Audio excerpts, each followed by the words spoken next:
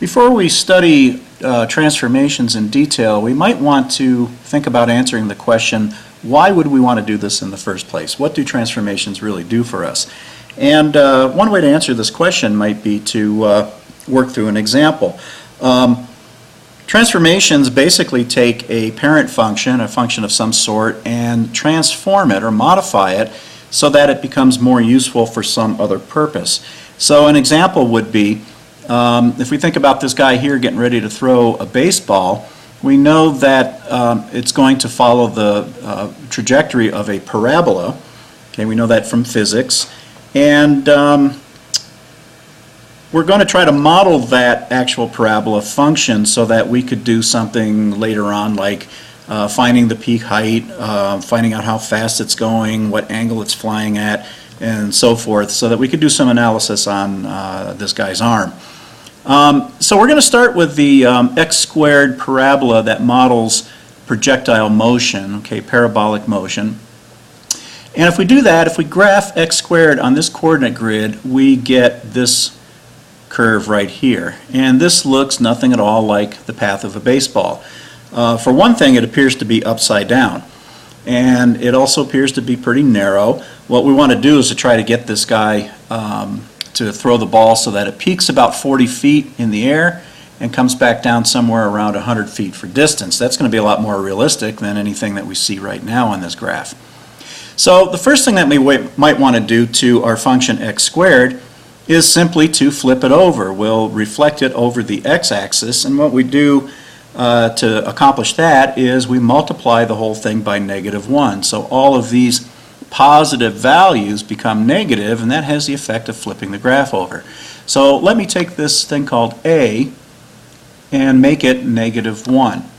So what that's done is it's taken all of the x squared values and multiplied them by -1, and that gives us this reflection over the x-axis.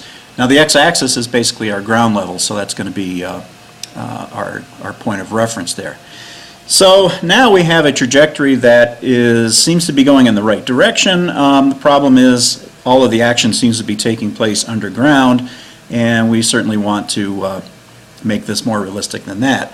As I said, we want to get the ball up to about 40 feet of height. So let's go ahead and take care of that first.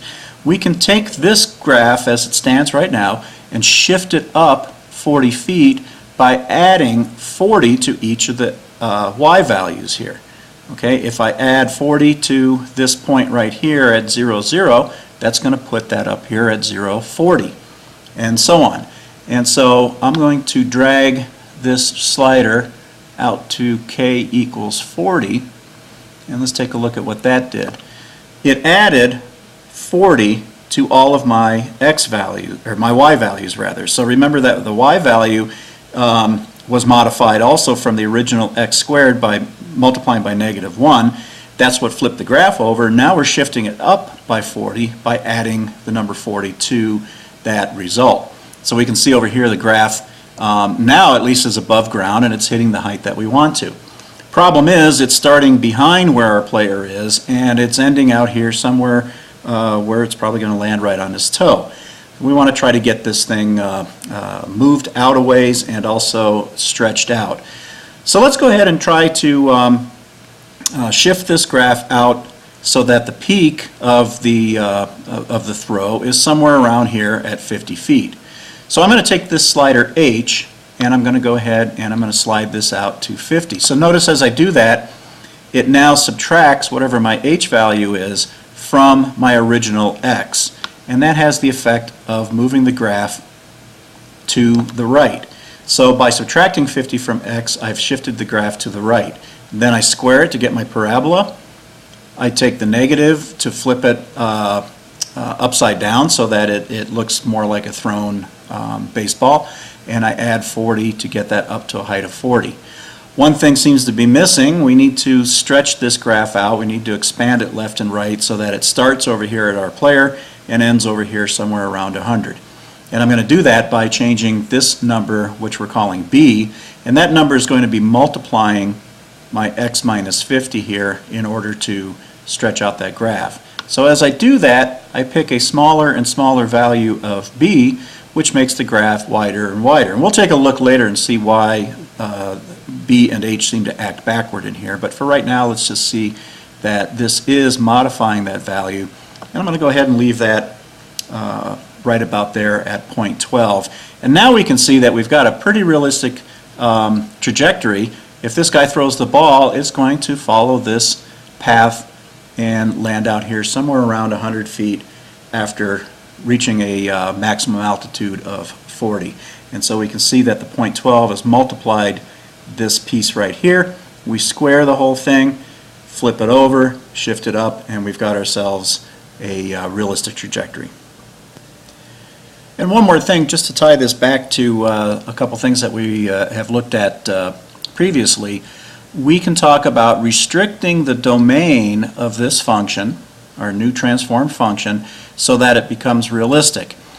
What I mean by that is we would basically say that our x value, which is the distance along the ground here from where the player is going to be no less than the point where he lets go of the ball. Let's say it's right about here. I don't know exactly where that is, but that's maybe about 5 feet, 4 feet from our 0. And the ball is not going to be any farther than this point right here, which might be, I don't know, maybe 105 feet, something like that.